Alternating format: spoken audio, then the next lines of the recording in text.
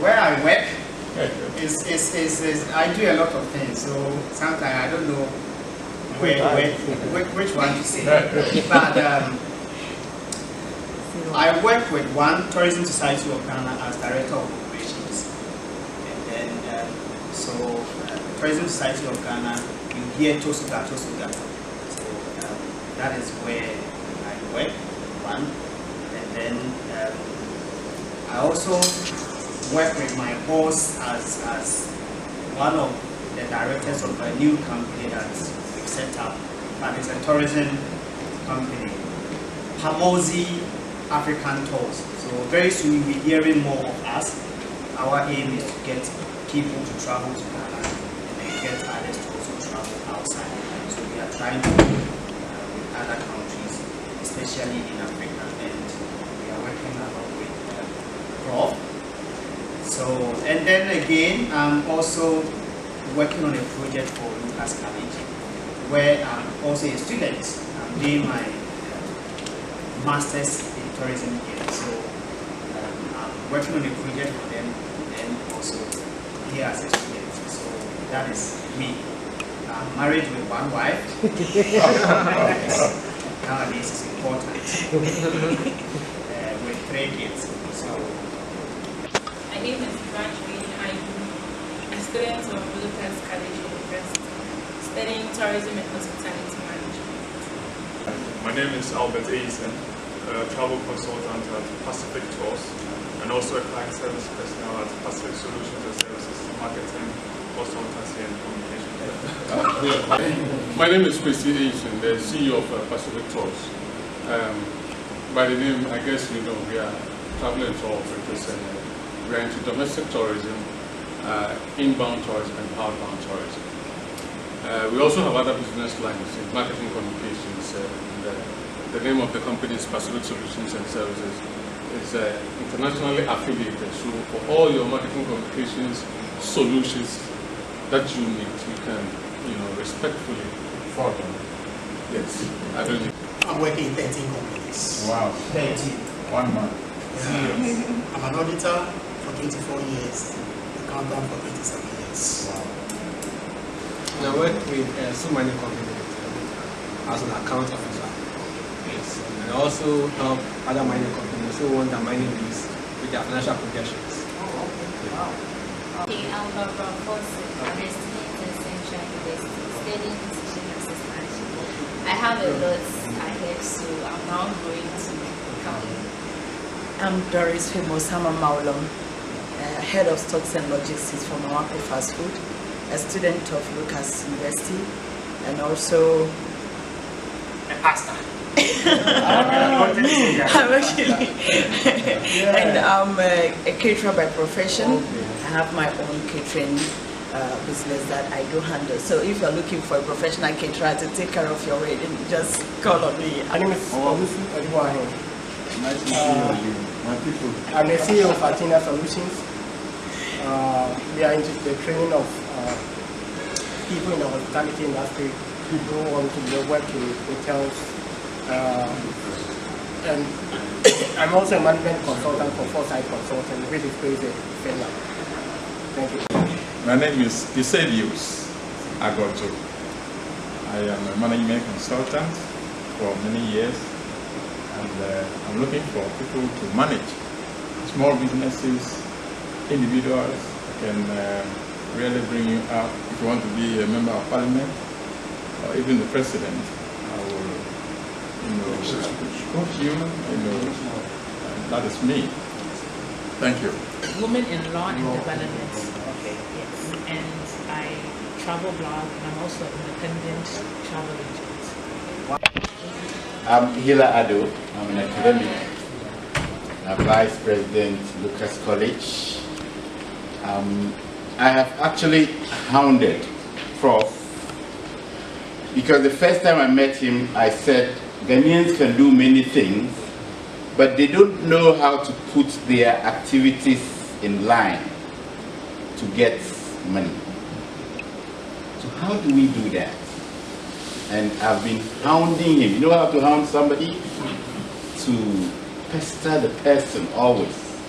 I don't know whether that is what put together this seminar, but I'm very delighted to be here. I want to learn. I have a PhD, but I don't know how to make money.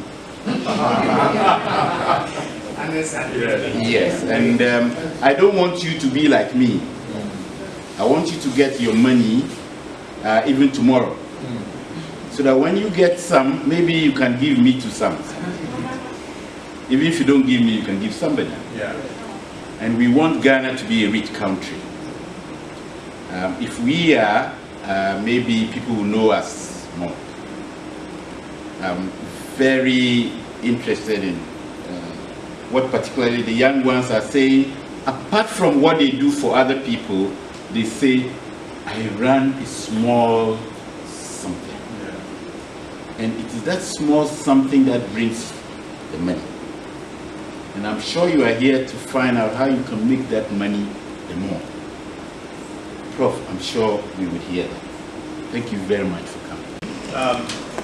So my name is Damien Duchamp. I am the head of the Hospitality and Tourism Management program at St. Joseph's College in Brooklyn, New York. This is my 5th trip to Ghana, for those of you who I haven't met yet before. In all truth, I am very passionate. I came here the first time because a fraternity brother of mine who knew me and my background in tourism, he's from Ghana. Many people have been communicating with him that there is a need for some of the skills or the training that I could provide. And it took 2 years, but then we finally came here, and then I've been here now more than he's ever been here. So that, I think, is a testament to how committed I am to doing things here. And I really believe in the potential of what Ghana can be from a tourism and a hospitality perspective. So today is actually the first day of classes for St. Joseph's College. I sent a video message to all of my students this morning. And I was sorry not to be there with them. But I also canceled the class that I was supposed to teach today, so that was okay. For good, like the entire semester. It wasn't just not showing up. That would be very bad as an academic. But they all knew that I wasn't going to be there this week. They know how important Ghana is to me, and also to my doctoral research, which I am completing within the next couple of months, so that I can too be Doc, which is a nice thing. I'll be 3D, Dr. Damien Duchamp. So tonight we're going to talk about tourism entrepreneurship and how that fits into this idea of creating a tourism ecosystem. And some of you I've spoken with before, some of you are my colleagues and friends from the UNWTO training that we went through. Some of you we have spoken at length about different issues. I believe Ghana can lead Africa and many other nations, lead all 54 nations on this continent and many other nations outside in terms of tourism. Arguably, yes. No, I was just saying hallelujah. Okay. Amen. Hallelujah to the fact that I'm an American who knows that Africa is a continent and has 54 nations. That's part of it, right? No, to the fact that Ghana would lead in the tourism. I completely agree. I actually have a t-shirt. I didn't wear it today, but I think I'm going to wear it on the way back to New York on Sunday. And it says, did you know there are 54 nations in Africa? Because people don't know. Yes. Especially Americans. My students all know. And they all know way more than most people do about Ghana. Because I build in Ghana to the curriculum. So they know. Their final project for one of the classes, they had to reimagine the Coconut Grove Resort Hotel. And tomorrow I will be meeting with the staff to present those findings, those proposals. So it should be a very lively conversation. Last year they reimagined the golf course in Tema, and that went somewhere. They have real clients in Ghana. They learn about Ghana. Next year they're going to learn a little tweak. Little tree. Tree. See, I need to learn a little tree. I can't say tree. I can't say tree. Yeah. Boom. Okay. So the tourism ecosystem in Ghana requires that different parties come together so that the path to Ghana is a lot more clear than it actually is. It takes a lot of people, a lot of organizations, a lot of companies, a lot of entities, the little side hustle that we talk about, in order for somebody to come here and to have a great time. Part of the process is dealing with the realities of what visitors deal with when they come here. The experience for some is not the experience for all. My 5th trip here, and it still is a headache to get into Accra. Getting from one place to another can be difficult when you have to haggle for every taxi ride. But we'll talk about Uber in a moment. Aha. But everybody matters. There's this idea of line of sight. In order for us to get to the point where Ghana is a significant destination for people around the world, mind you, tourism went down last year. In terms of percentage of the GDP, it went down 3%. That is significant. In order for that to go in the other direction, we have to figure out how that path can be smoother. From start to finish, from wherever people are around the world, target small and get them here. And the stories that they have to tell have to be fantastic. We don't want the beginning and the end of their story to be the airport, ... The driver, ... The hotel, ... in a bad way. We want it to all be good. So there's a lot of things that really are necessary for us to get to that next step, and it's going to require entrepreneurship. It's going to require people, good evening, it's going to require people in this room and many others outside of this room to create the roles and create the services that don't exist yet here. We talked for a moment about Airbnb, and I put that as first on my list. Last night we did a little workshop, little tiny workshop at Frankie's, just a little roundtable discussion, which is what I like to have. And we talked about what that means and why it's important. I am a super host, which means that I am at the highest level of people that host people from around the world. I have 2 apartments in New York, and 1 we rent out constantly to people from around the world. Being a super host means that we always communicate effectively, or quickly, within 24 hours. We don't cancel on our guests. We provide top-level service. They get exactly what they're expecting, and then sometimes more than what they're expecting. Under promise, over deliver. We need super hosts in Ghana. Some people would argue whether or not Airbnb should be here. I will always argue for Airbnb here, specifically because if we want all types of travelers to come here, they need a range of lodging options. Not everybody can afford Kempinski and other hotels at that level. Do I stay at any of those hotels when I come here? Never. I do not pay more than $30 a night when I stay here. And most of the time, I pay less than 20, which still seems expensive for a lot of people, right? Maybe, yes? Yes. When I went up to Kumasi, I spent $10 a night in a beautiful little hostel that I found out through a friend. It wasn't on Airbnb, it wasn't really anywhere, because it's fairly new. But we need those options because a lot of travelers are not coming here because their business is sending them here.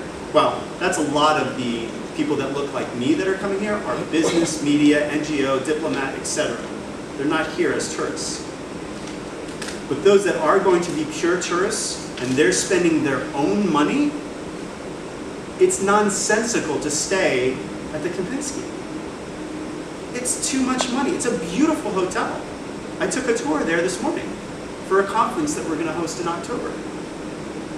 But for a traveler's purposes, when it's the family budget, why would you take money away from your student's college education to pay for a nice hotel when you can rent a nice house or a big apartment and actually be more comfortable?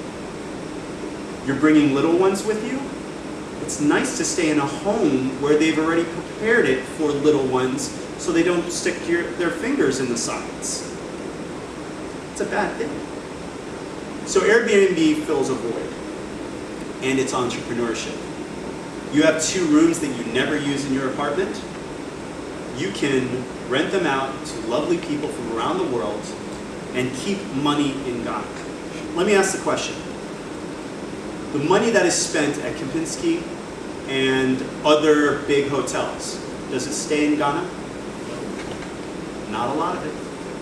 If you pay someone to stay in their Airbnb, does most of the money stay in Ghana?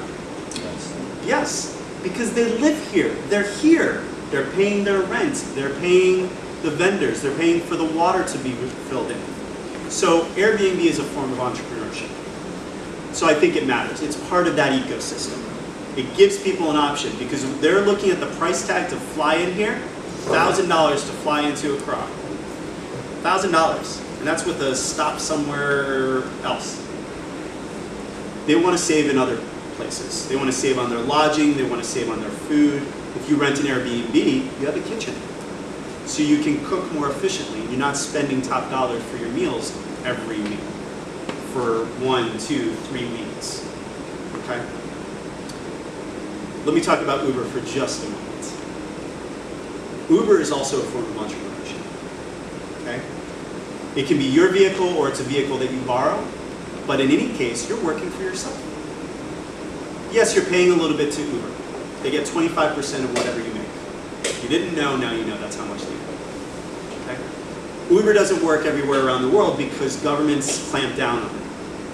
But let me tell you from a tourism ecosystem perspective why Uber is so important. When you are coming here for the first time, you want a smooth entry. You want to get here and you want to get to your place and you want to rest or maybe grab a bite to eat. You don't want to come out of the airport and fight through a mob of taxi people and people putting their hands on your bags only to have to negotiate with a taxi driver who's going to charge you extra because of the color of your skin. That is every visit for me. That is every taxi ride for me. And then I say, oh, Charlie. And then they automatically, the price comes down. It's awesome. I love that word. And take you to where you need to go. And it's entrepreneurship. So people that want to get rid of Uber in Ghana, I'm telling you that's a bad idea. And it's also giving jobs to people that don't have jobs. They're able to drive and it gives them flexibility. They can turn it on and turn it off when they want. So if they need to go for a job interview, they turn it off.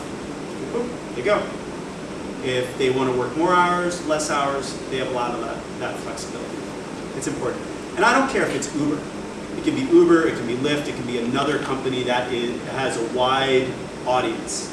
I prefer actually Lyft. My apologies to my Uber friends. But Lyft was started by somebody who has a hospitality management degree. And the reason why he started it is because he wanted fewer cars on the road. Good story. But whether it's Lyft or Uber, people want to be comfortable when they show up. And they want that path to be clear. So other things that are going to be necessary in terms of this ecosystem in entrepreneurship,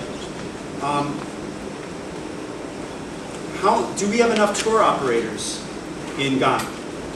Do we have enough people that can take people around? I've been here 5 trips. I only know a few.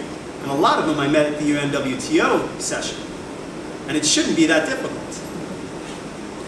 My goal over the next couple of years is to establish a very clear landscape of all the people that I can contact when I need a specific thing. If I'm bringing in French speakers and they need somebody who can speak their language and make them feel comfortable, I need to know those people so that I can drop them off, hand them off, and do whatever I need to do.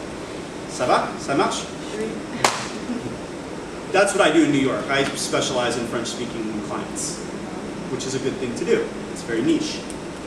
If I have people that want to do surfing, I need people for that. If I have visitors that are really interested in art, I need a source for that. If I have people come in that want to learn how to dance in a Ghana fashion, tribal, whatever their interest, we want to be able to provide that for them. Tourism is no longer cookie cutter around the world. People don't want the same experience as the next person. In New York City, I refuse to take tour groups to Times Square because everybody's done it. You don't need me to take you to Times Square. When they get back to wherever their home country is, they're going to say, oh, what'd you do in New York? Oh, we went to Times Square and Ellis Island and Statue of Liberty and Soho shopping. And it's like, yeah, that's what I did too. That's boring.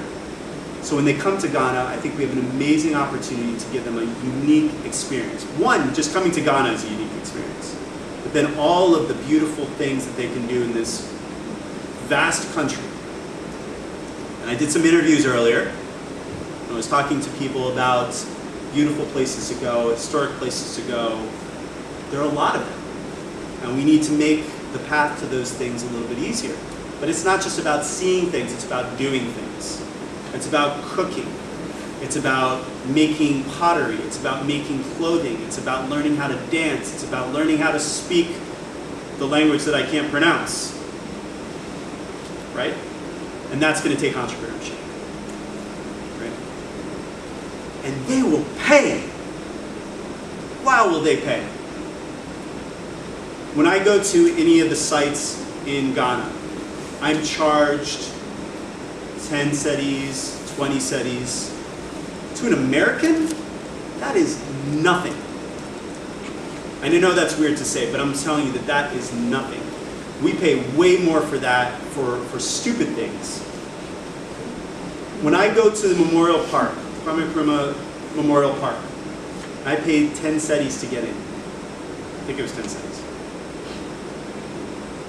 That's undervaluing the experience at that site. That should be a 50 cedi experience, in my opinion.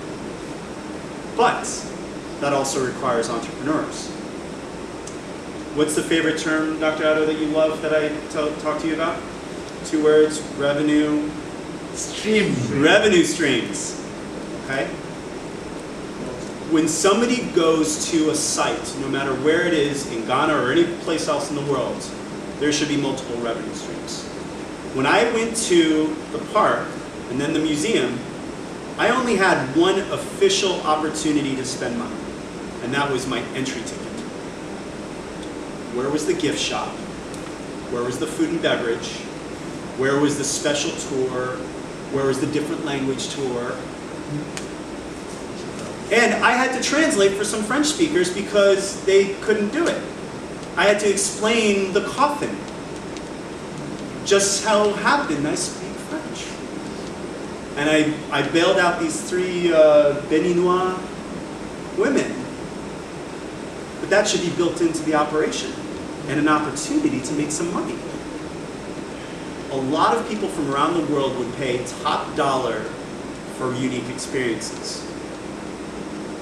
And so it's a missed opportunity. And the beauty of that is that money can go back into the operation, into paying the staff a better wage, to renovating the space that needs to be renovated. And we could say that about a lot of sites, correct? My favorite is the Jamestown Lighthouse. Perfect opportunity to do something amazing. Very complicated because of where it is and who manages, governs it, but it's falling apart. And there's no official staff, no revenue streams, no official revenue streams. Tomorrow I'm going to Cape Coast, Elmina Castles, and I'll learn a little something. Good evening, gentlemen. So I'm going to learn a little bit about that operation because I only learned from my colleagues during the UNWTO session, and I was looking at the website that we created that time. But we need to have more revenue streams, and we need to appreciate the fact that people are willing to pay more. But I do agree with the fact that the children of Ghana should not pay nearly anything to go to these sites. They need to have free access to go to the museums, to go to the parks, to go to the sites, and learn. Because when I interview little kids, and I mean little kids, they don't know much. Where's Emmanuel? Okay. Yes. Tasoga. Yeah. When we talk to the little kids, they don't know about the sites in Ghana.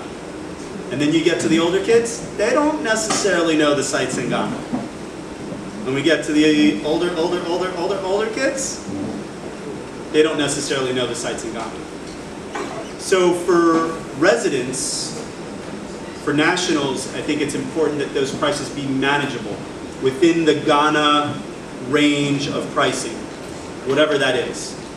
But we can find a lot of different ways to create pricing structures for people to go in and have a specialized experience, a unique experience. I went to Kwame Nkrumah Memorial Park, to the museum. Never seen somebody move that fast. I went to the museum on Founders Day for my fraternity. So Kwame Nkrumah and myself are both members of Phi Beta Sigma fraternity. And I went there on Founders Day on January 9th for a reason. And when I went into the museum, there's a beautiful plaque, there's another beautiful plaque, there's another beautiful plaque, all having to do with the fraternity. But I was disallowed from taking pictures on our Founders Day. My brother, that would have been a nice experience. This business about not taking pictures places, we have to figure that out. Because it is a revenue stream. And it diminishes the ability to speak about the beautiful experience that we have in Ghana. And the reason why people come to visit is because they hear about something, they see about something, and they want to come see it for themselves. But there's no evidence. I had never seen anything in there before on anything. And maybe we manage it a certain way, but again, it's a revenue stream. The tickets, I actually have my ticket from there. I just saw it. 10 cedis. Anybody want to guess when this was printed? I'm guessing 1970s, 1980s. And I'm all for sustainability and not wasting paper just because it's old. But this to me says something different. Does anybody want to guess what this means to me? If we still have these tickets, what does that mean about how many tickets we've sold? Not many. That's a problem. It should not be a ghost town there. And I was actually surprised. There were more people than I expected. But I know we can do better. And again, entrepreneurship. But I met the young men right outside who are entrepreneurs selling bracelets and t-shirts and art and carvings. They looked more official than the person working at the park who sold me the ticket. I didn't know he was the park manager. No idea. But I kept in contact. He actually just sent me a WhatsApp a little while ago, the guy who sold me the bracelet, because I told him what I was trying to do, and he understood. But they should be working in the gift shop. They should be creating the amazing things that people would want to buy. Unique things. Made in Ghana things, not made in China things. We talked about that about Elmina Castle and Cape Coast, that some of the items surrounding are not necessarily made in Ghana. When you go to the art center, in that maze of shops, and everybody claims that they all made those things, yeah, except they looked exactly the same in the next booth. And I'm pretty sure that some of those things were not made in Ghana. We can do better, and we need entrepreneurs to do that. Okay. So I've given you a lot of information right now. I want to hear a little bit more about what you are all thinking of in terms of entrepreneurship. What things that you think you can bring to that ecosystem. Yes, sir. I lived in Livingstone, Zambia. That's where the Victoria Falls is. Okay? Have you ever heard of the Victoria Falls? Yeah. the big Victoria Falls.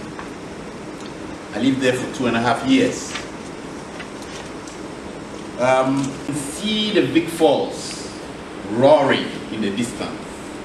It is 6 kilometers away. But the people from the town folk, the indigents, have never been there before. And you know what? From 6 a.m. up to 6 p.m., there are helicopters flying tourists, just zooming down to see the Victoria Falls. That's the picture you're talking about. Taking pictures, appreciating that God's phenomenal whatever. We don't appreciate what we have. I think so. I don't know. Many people that are living in Ghana want cash first. They don't want cash later. And the beauty of tourism is you can get cash right away. You can get cash before you even deliver the service. So why don't we have more entrepreneurs in that sector? If you think about some jobs that only pay you at the end of the month, that's a painful experience for a lot of people. One of the reasons why Uber cancels on me very often, or the drivers cancel on me, is because they assume that I'm paying with my credit card, which I am. And they would instead they prefer to pick up somebody that's going to pay them cash, because they need to buy petrol. Not realizing that they can make more money off of me. If they give me excellent service, I'm going to tip on top of whatever Uber is paying them. In fact, when I met with the country manager for Uber, I said, you need to raise your prices. I think you could make more money. Look at your face. It's cheaper than, for me, it's cheaper than the taxis. Always. Or, I want to be able to tip on top of whatever I pay in Uber. Because right now I give compliments. I put little notes in there. But I want to give a little bit extra money, and it's so much easier if I can just take it right off of my card. It's that thing where I don't even think about it. It's like, oh, I'll throw them 5 extra cents. To me, that's $1. That is a standard tip for a drink at a bar is $1, 5 cents. If we could install part of that into the culture here, people would make a lot more money, especially within the hospitality industry. So getting back to what you're saying, developing those revenue streams, I am confident that we can look at pretty much any beautiful thing, any site, any experience, and find multiple revenue streams attached to them. But we have to think that way. One of the exercises, and this is for the academics in the room, and this is also a training thing for GTA, for instance. While we still have to focus on the sites that are right in front of our noses, Jamestown Lighthouse, the castles, et cetera, et cetera, et cetera, the ones that make the top 10, the top 20 all the time. It's an important exercise to say, you can't talk about those. Come up with 5 new ones by Monday. Academics. When I do my tour assignment with my students, I give them the no-no list, which has 30 things on it that they cannot use to create a tour. Times Square, Empire State Building, Rockefeller Center, and the list goes on. Because it forces them to think differently about tourism. And what comes out of it is amazing. Oh, professor, I never thought about that place in that way. And they show these things to the rest of the class, and the class is like, poof, this is amazing. When can I go? There's stuff all around us, and we don't realize how good it can be. Let me give you an example. Agriculture. Where's the agriculture guy that's here? You. Yeah. Okay.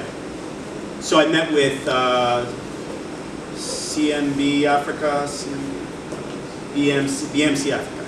Okay. So they're entrepreneurship, agriculture. Okay. My interest in meeting with them is that they fill a very specific component within the tourism ecosystem where people come here or would come here to have an agricultural tourism experience, agro-tourism experience. They want to come in and they will pick stuff out of the trees for you. and pay you for it. People go to France to work in the vineyards. People go to Slovenia and Italy to pick the olives and make olive oil. People go all around the world to work the land because in their real life, they have to wear a suit, wear a tie, sit in air conditioning all day, and they're bored out of their skulls. Not that that's your situation. They want a different experience. They want to be able to come back and say, how was your trip?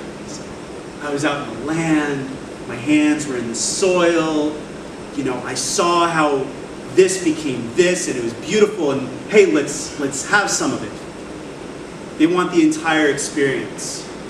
Okay, so when we think about agriculture in Ghana, think of all of those operations as an opportunity for tourism. People will come in, sometimes they just want to see it. They want to talk to the farmer. They want to talk to the grower. They want to talk to the maker. They want to talk to the people that do it. They will pay big money for that. Entrepreneurs can be the conduit for that. They can take care of all the logistics. They can find the guest house where they can stay. They can hire the chef to come in and cook the food with what they picked. That is an experience. That is entrepreneurship. And there's so many experiences like that that are right under our noses. But we have to force ourselves to find them sometimes. It's very easy to say, go to the castle, go to the lighthouse, go to the beach, go to this, go to that. And there's nothing wrong with that. We need to work on those, and we need more people to see them. But there's a lot of other opportunities, and that's where the entrepreneurship thing happens. So what are some other ideas that some of you have come up with from an entrepreneurship perspective? Why did you come here tonight? Can I just share an experience? Please! I'm not sure, how many of you have been to Shy Hills? Shy Hills. Okay. That's encouraging. We met a couple of times, but just this December, I was there again. And it was for a reason. For those of you who have been there, you notice that when you go there, they don't have an official tour vehicle that will take you throughout the journey. And it's quite a vast area, about 51 kilometers square kilometer. Yes. So it takes quite a bit of a while to move around through the caves, and then, but they don't have even a vehicle to take people around. So the taxi drivers along the main route, and this is just a little under 2 hours from Accra here, on your way to Akosom. I don't know if you've gone that direction before. But for me, it's a very huge opportunity that I always keep talking about, that we are seeking partnership. If we can get people, maybe as we're here, and I'm deliberately bringing this across so that we can see if we can have some form of collaboration. We can easily put a vehicle there, have a collaboration with the wildlife division, because they are wildlife. They are essentially in charge of the entire place. But what they do is that if you go there as a tourist and you want to go on the tour, then you have to arrange a taxi across the street. Then the taxi comes in, then they pay the wildlife people. I think they took 5 to 10 cents or that, I can't remember that. Then they sit in the taxi that you have. I love Ghana. Yes. And they take you around for 2 hours, 3 hours, depending on the kind of experiences that you want to have. Say, why are we doing this into ourselves? I mean, the state can easily do this and make so much out of it, but put the state aside. I'm a private person and I believe in entrepreneurship. That's why I'm bringing this in. I think it's great. One of the projects that I have set upon ourselves as an organization, that we are looking for some form of collaboration. If we can get even one vehicle to start with, and then move on to 2 or 3, it would be a fantastic idea. And you can't believe the kind of revenue that it would generate. Because we move around Africa, East Africa, Southern Africa, Northern Africa, and they have all these kinds of things already there. And I don't see why we can't do that. it's a sad commentary, but I have to share it. I mean, I don't know, maybe some of you participants here may have the resources to take it up. If you do it, fine, because I am here respectfully as the Vice President of the Tour Operators Union of Ghana, and one of the things that we are encouraging to do, we are encouraging people to do is, you know, that kind of inclusion so that we can all promote tourism in Ghana. So if anybody can take it up, fine. But I am trying hard to be the first person anyway. But this is another thing. No, but I'm gonna build off of that. Okay. Okay. And you get a fish. All right.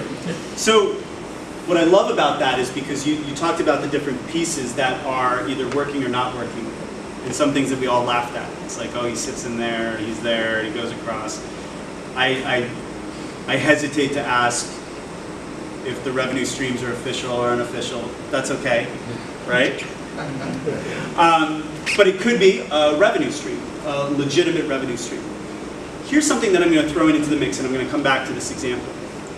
One of the benefits that we have because of where we are with tourism, because it isn't where it should be, is we are not overwhelmed by tourists. What happens when we're overwhelmed by tourists? Can't manage.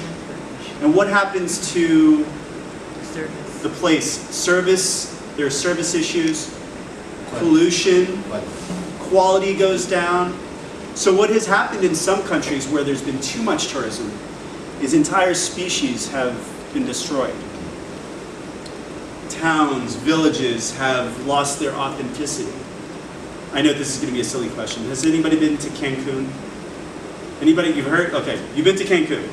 So you and I are going to have this conversation and everybody else is going to watch.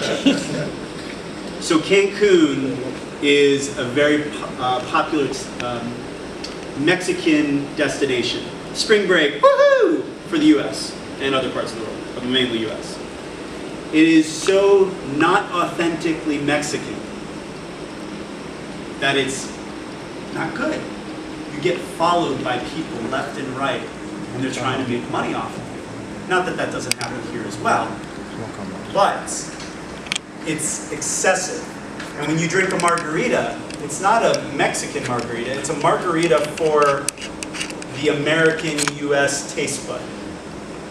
So they've lost their authenticity. But then if you go 2 hours away to Tulum, beautiful. And it hasn't lost its authenticity. So, as we think about tourism entrepreneurship, the one thing we have to keep in the back of our heads is we cannot spoil what is beautiful. The beautiful waterfalls that we talk about, the beautiful regions, we don't pave the roads. We protect the path. We make sure that trash does not overwhelm the space. We make sure that we limit access. Only 10 people per day in some cases, for instance.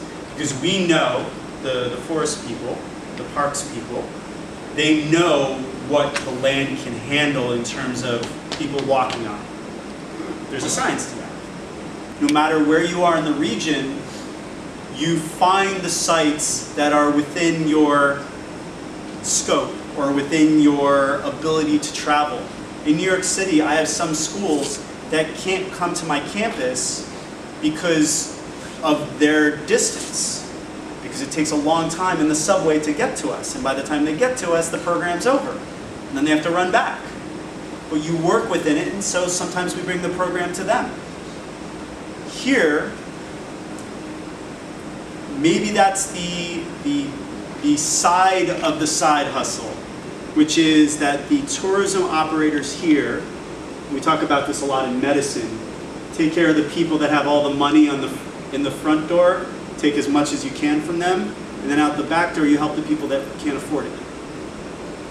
With the children especially that are not being exposed to domestic tourism, make your money with the big spenders from all around the world that will pay you ridiculous amounts of money for something that doesn't cost that much, and then use some of that income to do something nice for a school, another school, another school, another school. Partner with a Prudential College, a Lucas College, another institution, and help those students get exposed to the sites that they should be. It should be a line item in GTA, it should be a line item in the government as well to fund those things, and I don't know if it is or it isn't, But it should be. Because the other side benefit to that is you're growing the sector.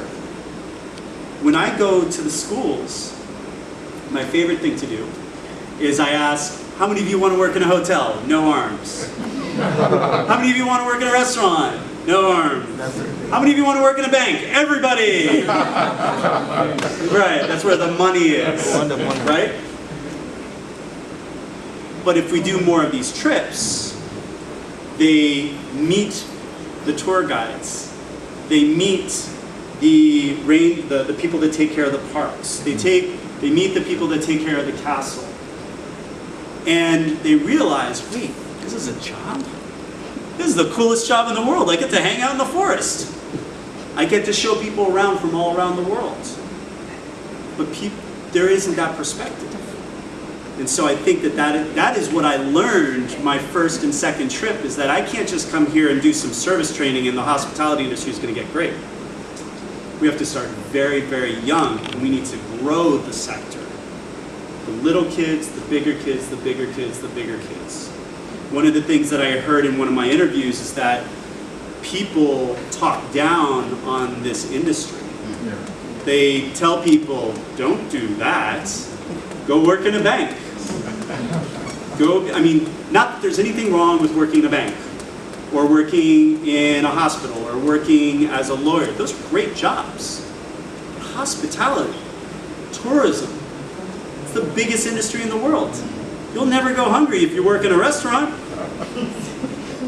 As long as you can do fairly well and carry plates and stuff. Yes, sir. I've been a tour guide 21 years. And I've done all of this human-related activities. And those are what the people want to experience. They want to experience, especially what they don't have there. And if you come to look at what we need to sell, or what our problem is, sometimes it has to do with the institutions that we have here. Because tourism is more of a private sector industry. Right. And the private sector in Ghana is still trying to come up with the government at the top, and then other institutions backing the government. And usually those even institutions of government, sometimes their understanding of tourism is also at a different level. Yeah. Then you also look at those who are mandated to bring tourists here, the tour operators union of Ghana. Most of them, because of they are private people and business people, so maximization of profits. They also do not explore the way they are supposed to explore, and then get the people to where the real experiences are and how we can create it. They just rely on little areas just to maximize profit. And it's a problem for all of us. And these are some of the real things. In my opinion, GTA needs to be the mothership. GTA needs to be the entity that produces marketing and strategy that is big picture. Meaning CNN, big media. I want to see the billboard in New York City. I want to see it in Chicago, Miami, Paris, London, Chengdu. Target small, but target big. Big media. That's what I see GTA as. Guerrilla marketing, social media, digital, that's everybody else. Because young people, not that you're not young people, the young entrepreneurs that have these amazing Instagram accounts, that have these great programs, these great ideas, they're more nimble. They don't need 50 yeses to make something happen. They can just do it.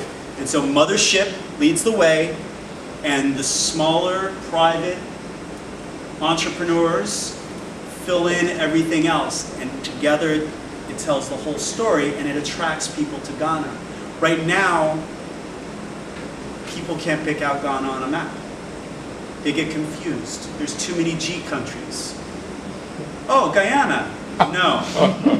My own boss who's been to Ghana, my old boss. Oh, so have fun in Guyana. Seriously? Every meeting, Ghana, Ghana, Ghana. And you say Guyana. That is a problem. We have a branding problem as a country. But we can get through that, and I think that's GTA's main responsibility. But everybody else can help. And as we become better storytellers and we come up with new, amazing, fun, creative experiences, then they catch fire, they get in the press, and they add to the story. And everybody's got a story to tell. And then people want to come here. I think surf culture in this country is low-hanging fruit. It's right there. And it literally is right there. I think developing our middle-range lodging options through Airbnb, VRBO, HomeAway, couch surfing, whatever platform you use, that's low-hanging fruit. And it's happening, but it needs to be managed. And I'm pushing Airbnb to manage it better because I don't want to look at listings that are called ghetto. There are 2 listings right now on Airbnb that one is ghetto and one is ghetto something. And that's not a good representation of Ghana. And frankly, they're not making enough money. And they could be making more. And those options need to be there. But there's a lot of pieces. Back to your point, we have to get all of those things in place. And we need to organize the tour guides. And we need to learn from your experience, having been doing it for so long, but we also need to bring up the young ones. And we need to teach them and model how good tour guiding looks. Unfortunately, and this is what I've heard through my interviews, a lot of the tour guides are not that great. Or they're tired, or their material isn't where it should be. And so they need guidance from better tour guides. And that's part of that idea of mentorship. And so the ones that are really good, we need to recognize them. And the ones that need to be better, we need to nudge them. So, I know that we're getting short on... Do you want to say something? No, when you are done. Okay. I know we're starting to run short on time. Is that accurate? We're good? I'd like to hear at least one more entrepreneurship idea. Okay, I believe that the only way that Ghanaians could generate more revenue stream is to promote domestic tourism. Because I believe that most of us here grew up in the city and we don't even know our surroundings. We don't know even our villages. We don't know where we come from. And my visit to my hometown once, I was so amazed that we have a lot that is not discovered. We have a lot of tourist attraction within this country that even we Ghanaians don't even know about because we don't travel. We are only focused on traveling outside the country, but we are not prepared to travel within our own nation to discover things that are there that could create jobs for we ourselves and generate more revenue for the country. So I believe that when we Ghanaians are prepared to promote domestic tourism and also encourage the youth to travel outside the city, to travel to the villages and all that, that is where a lot is yet to be discovered. I'm a typical Ashanti man from Offensive, and I know how the funeral business is a whole industry. Right from the barrier, you know, when they put the corpse on the bed, people pile around it throughout the night, and in the morning before they put it, there's a special cloth that they wear, and we call it kuntunknu. And kuntunknu is being made in a place in a Pabri district called Kuna and Agona. And I remember in 1999, I took some women from Sweden. There were about 12 women from Sweden and Finland. And they came all the way from Finland and Sweden to Kumasi. And they wanted to go and have a feel of how these traditional clothes are being made. There's one called Kuntunknu and there's one called Kobno. That's the red one. That's a very red cloth. And there's a special wood back that they use to do it. And these women wanted to know how they do it. And I just happened to be there because my uncle's wife was part of the group. So I was the contact person they came to meet. I picked them from the airport. In 1999, at that time I didn't even know what I was doing. I didn't know it was a big business. You know, I took them to the chief's palace. They introduced themselves to the chief, and then they went to the women and all these things. You know, it's a huge business opportunity. At that time, I didn't even know. But I tried, I even took them to go away. They bought kente that they took it back to their place. So these are some of the things that we can use our culture and then to attract people.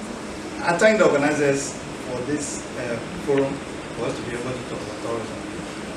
What I have to say is that one, having listened to the brethren, one thing that came to my mind, one, the tourism consciousness, we don't have it. Or the culture of tourism. Down on the streets, in the heart and the mind of every Ghanaian. The consciousness is not there. When I was going to UCC some years ago to study tourism, my father said no. And then he went around asking his friends who are educationists all over Ghana, what is his son going to be? He wants me to be a doctor. And then I just love this word tourism. When I saw the degree, I'm interested to study it. And then one education told me that those people, they finish school and they carry, the white will be walking, and then they'll carry bags and be following them. And that tells you the understanding or the consciousness or the knowledge or the awareness level of Ghanaians about tourism. Because after my father came to my graduation and he was sharing things like, if you were to stop me, you have affected me or damaged my future. And now he's enjoying it. So there's a need, and that's what like Lucas is here, the Tosuga and others. Let's find a way by which we can educate our people more about tourism. In GTA, in our office last year, banks were coming, credit officers were coming, and we're asking us, Mr. AAB has come to commercial bank and is asking for loan, and they want to find out what is tourism about, what is the nature of the business in Ghana, and what is the future. Over the airways, I don't listen to Ghana radios. To be very honest, it's all about politics. So I'm either with BBC, Al Jazeera, or whatever. I just tune over because I'm also a young guy. I'm in my 30s, but this what we are hearing on radio, it doesn't profit. If it's not this is everything. If it's not everybody is rolling, and that doesn't bring money. So I'm challenging Lucas, and then I'm also challenging my professors in UCC. Can we take over the airways, or can we have programs where we can have tourism? We say tourism hour. Yes. Where we can be talking more about tourism, about the hospitality industry. Hospitality is very broad. So that's a challenge. Let's see how we can write proposals, how we can be able to approach this. Maybe one day we have tourism TV or tourism radio. Well, all that we do, all that we talk about, because the knowledge of tourism in Ghana is there. So I think it's how you spin it a little bit, but the charge is essentially the same. Let's look for those opportunities to be entrepreneurs, to provide the services that don't yet exist, or improve the ones that exist, so that we can bring more people to this beautiful country. We have a very stable nation. We have a very peaceful nation.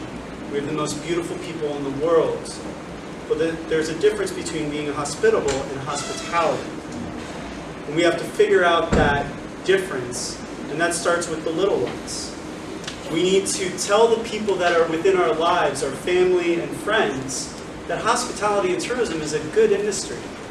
We need to convince them of that fact so that they can convince others. And so they don't tell people, oh, no, go banking, go lawyer, go this. If they love to be with people and they love to help others, and they invite people to share in their meal, we want them to do the same thing with visitors from the outside. Because we want to fuel that engine.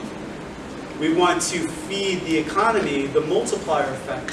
If we're just recycling the money that's here, and if we're allowing the current businesses that are dominating the hospitality and tourism industry to keep making the money that they're making, which is actually going outside, then it's not helping Ghana.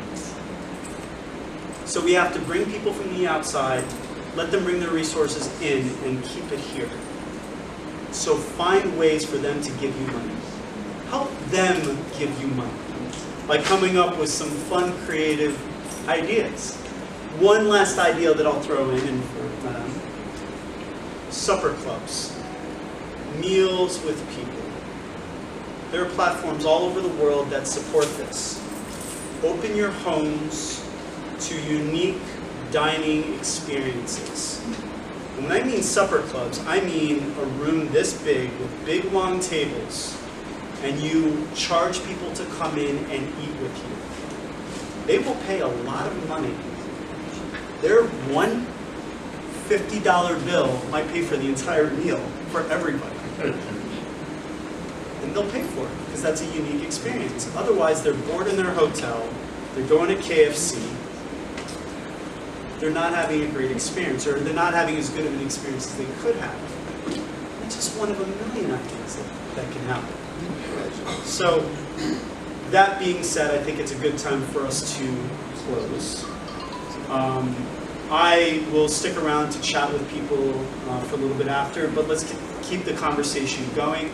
I'd like to thank our hosts, Lucas College, Dr. Otto, and my colleague Emmanuel and others that are here.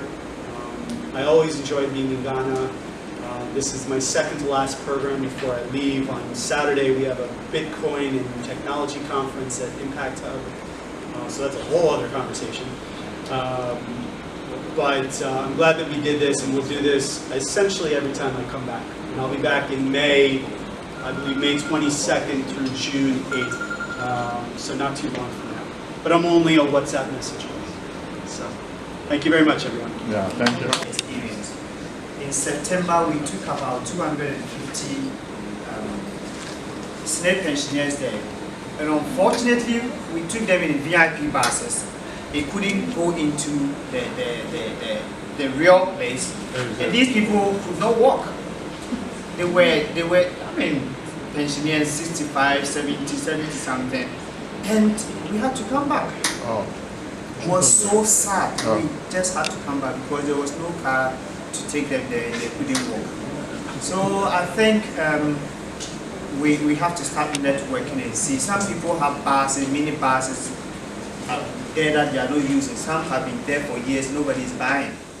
We have to start looking at these opportunities and network and see how we can use some of these opportunities to make money. Because I see a lot of money in tourism. The problem is we are doing little things everywhere and we are not connected. So Prof, thank you so much. Prof has always been a wonderful friend of Ghana. I just pray that the authorities will begin to use him well. That is the problem. He hasn't been used. We haven't tapped into his potentials. We haven't. And let us not end this seminar here. We're going to put all of us together in a WhatsApp platform.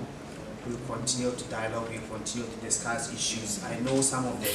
When we met at the UNWTO, that agro-tourism came up. I think, what's her name?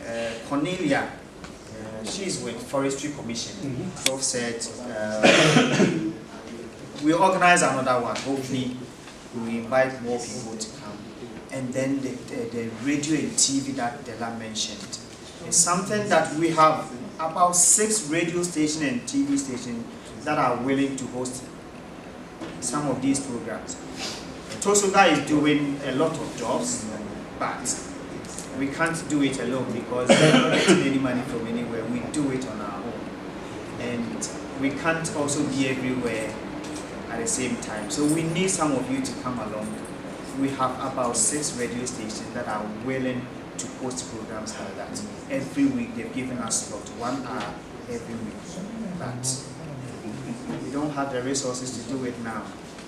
So let's come together. I know we can. Thank you, Doc. Thank you for also hosting us. You've been here since morning. You've waited. My senior brother, thank you. You went to the other side. The other side before you called and came. Thank you for coming. And thank all of us for making it. Thank you. God bless you. I hope you all get home safe.